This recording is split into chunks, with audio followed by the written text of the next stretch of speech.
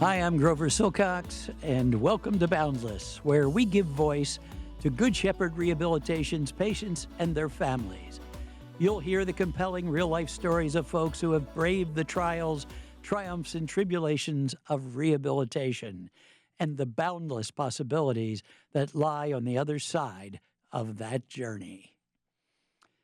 Well, with me today, we're very lucky because we have two guests, Justin Korup and his dad, Joseph Korup. Welcome, gentlemen.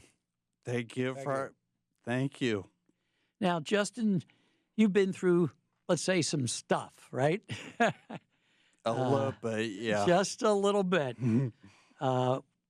When Justin was 28, he suffered a brain injury as a result of a brain tumor.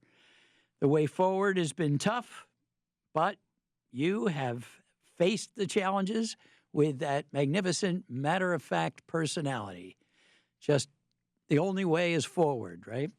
Right. That's what comes across to me on the side of the. That perfectly sums it up. Just get it done. Got it. Tell me a little bit about the family. Justin, Joe? Well, I'm right in the middle. I have an older sister and an older brother and two younger sisters. So I'm right in the middle. Got it. And I understand that, is it two or three of your sisters work at Good Shepherd? All of them. All of them. So you have tremendous support. Oh, yeah. They all, they all mention me and they all talk about me and use me as an example. Right. And they know you better than anybody, right? Yeah, well, I would hope so. So tell us a little bit about the tumor and how it resulted in your disability and what it did.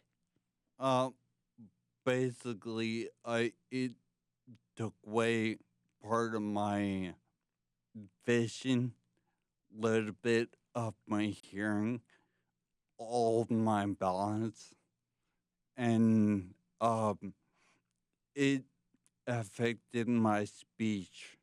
Right. So. And this happened when you were how old? 28. 28 years old. Up to that point, you were living your life. You had, you were working. You were living on your own. And then this comes out of nowhere, right? Correct. And we had a little bit there. They noticed before Christmas that year that he had a little bit of issue with some balance and his vision was a little messed up. But it wasn't terrible. And then right after Christmas, the beginning of first week of January, we got a phone call early in the morning from his girlfriend, right, who said that she had taken him to Lehigh Valley, right, at the Muhlenberg, hospital. Yeah, and they shipped him out to Cedar Crest, and they claimed that they had found a mass. Wow. And within a couple of days, he was in surgery. And as we discussed a little earlier, it was a rare tumor, right? A very rare cancer. tumor, in as much as it normally occurs in young children between 3 and 8. Right. And the oncologist at Lehigh Valley said she couldn't handle it. She'd only ever had one case in all of her history. Mm-hmm. So, but she said, if you're going to be cured, I've got an answer. And she pulled some strings, knew somebody down at Penn.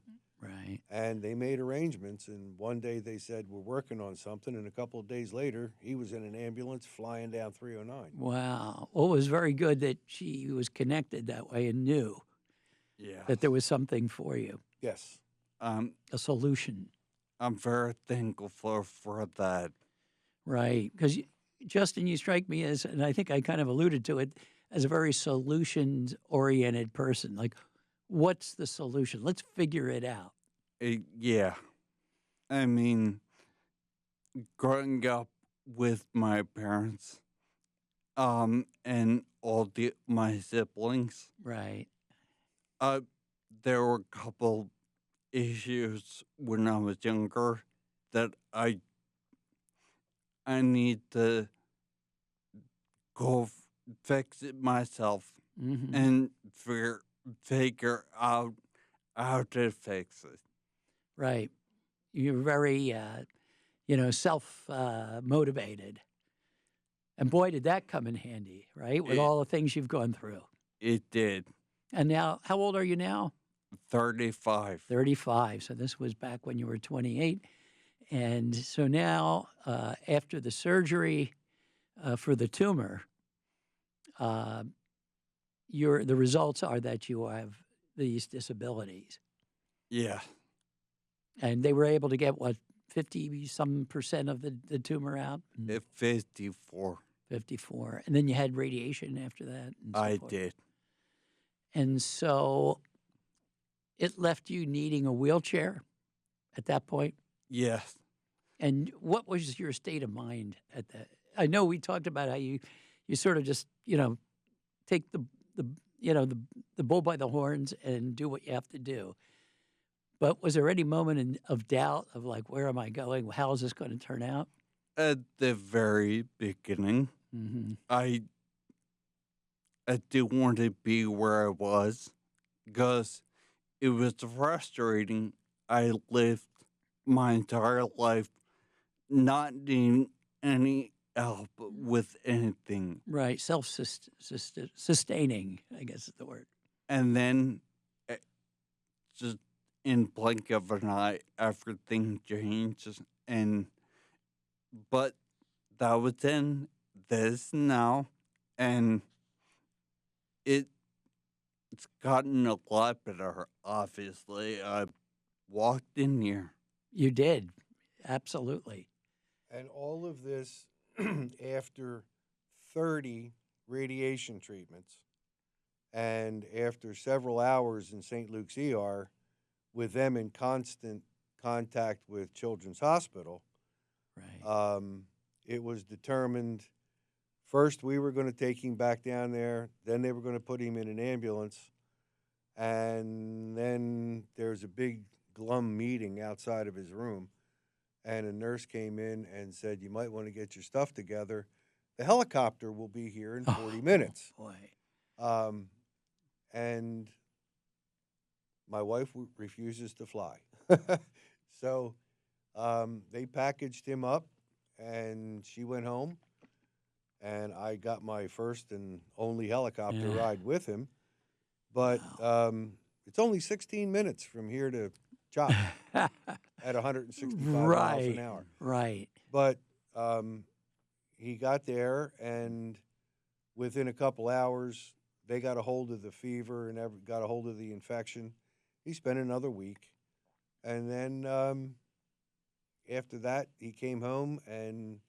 But all this time, he had also been at Good Shepherd. Right. So this Right. just interrupted therapy for a while, and then he was right back again. Got it. You actually just celebrated your 8th year in rehabilitation at Good Shepherd, am I right? Yep. Yes. And tell me about that journey. Like when you first started, you were, of course, in a wheelchair. And then what was the approach?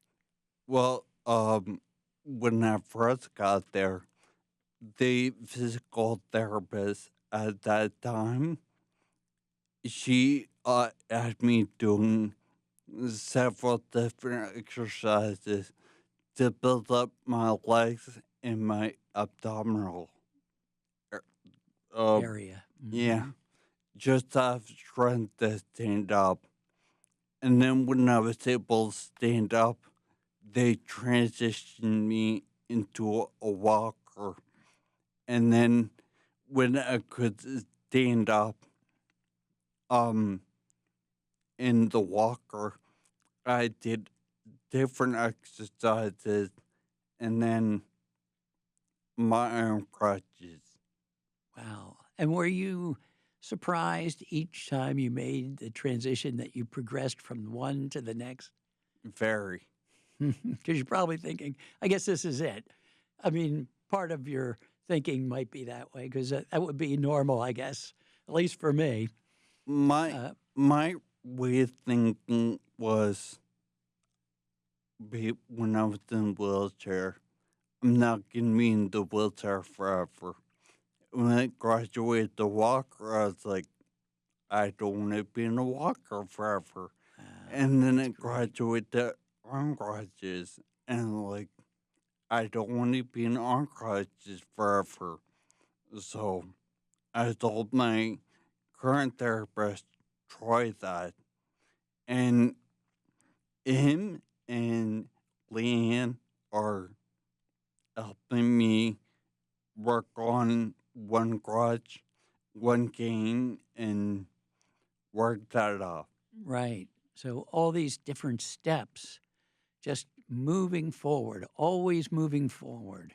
Yes.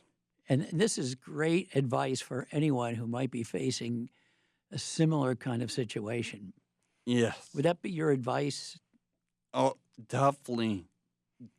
I know it's gonna be terrible at first. You're probably gonna be very upset. But you know what? Stay positive, keep doing what you're doing, and you'll trust me, you'll get there. Right. And I think trust is a key word because you have to have that with the people who are helping you, the Yes. therapists. At first, I my trust in others besides my family was non-existent because I was upset. I didn't want to be there.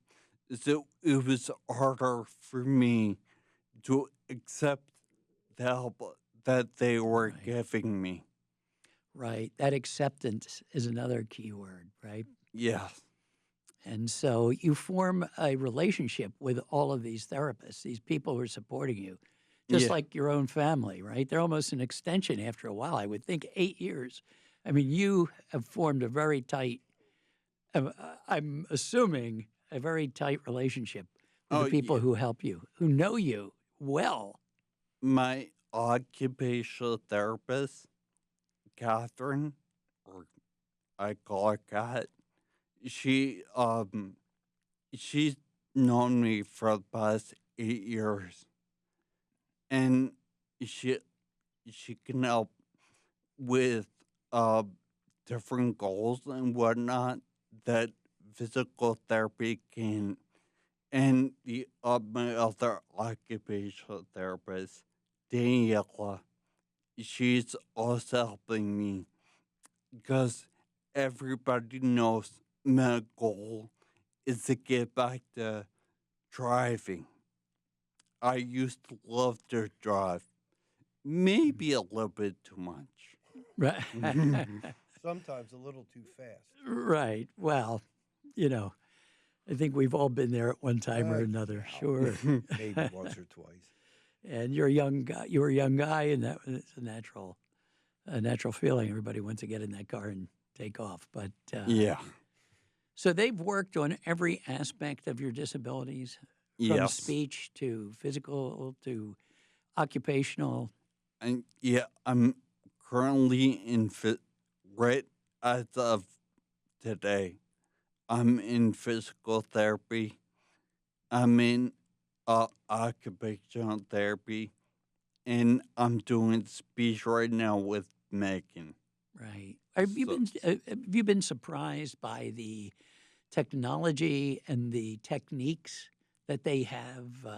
You know. yeah, oh yeah, they have a new device, the Wondercraft. Mm, I use that about once a week. Mm-hmm. What is that? It's a robot based exoskeleton Oh that helps you yes. stand up and walk. I love it, and it helps you maintain your balance Right. and make sure everything is in the right playing. Uh, it's awesome. It's amazing. I've seen it. Now I remember when you mentioned it, that you actually need no other devices other than the exoskeleton.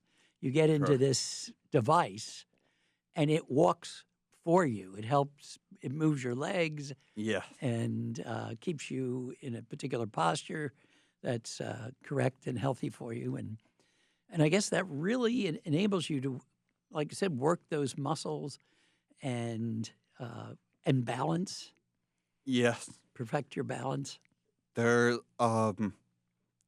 the physical therapists when they can adjust everything so they could make it really easy for you to walk, Mm-hmm. or they can make it really hard for you to walk, and you have to put the effort in, and that's a big thing. Right. Is it any given day, like you would say, like, I'm up for the challenge today, put it on the hardest one, or Usually, I don't have choice. I'm told, we know you can do it. right. That's that motivation there, that support that is always helpful, right? Yeah. And they're always, I mean, they like to have fun, but when it comes to work, they tell me what to do and what I need to do. Right. They keep their eye on the ball and help Yeah. you keep it as well. Yeah. And what's your next goal? What's the next goal? Um, The next big, transition, would you say? Either one arm crutch or one cane, and my eventual long-term goal is no assisted devices at all. Right. So you're on 2 crutches now. You're shooting for 1 crutch and then ultimately no crutches. Correct. Well, I wish you the best of luck. And, with your determination and your can-do attitude, that alone will help you get there. I appreciate that. Well, I appreciate you coming to our show. And, the journey that you're taking, may inspire someone else who's just starting. I hope so. And that's why we do this. That if they can take away anything from this is just it's gonna be, like I said, it's gonna be terrible at first, but you put in the work, it'll get better. We're going to leave it right there. Excellent. Joe, thank you. My pleasure. And thank you, Justin. Not a problem. Best of luck to both of you. Thank Thank you. you. Well, that's our show, folks. Check in next time for another episode of Boundless and more personal stories of perseverance, health, and wellness from Good Shepherd Rehabilitation. I'm your host, Grover Silcox, saying thanks for stopping by. We appreciate your support.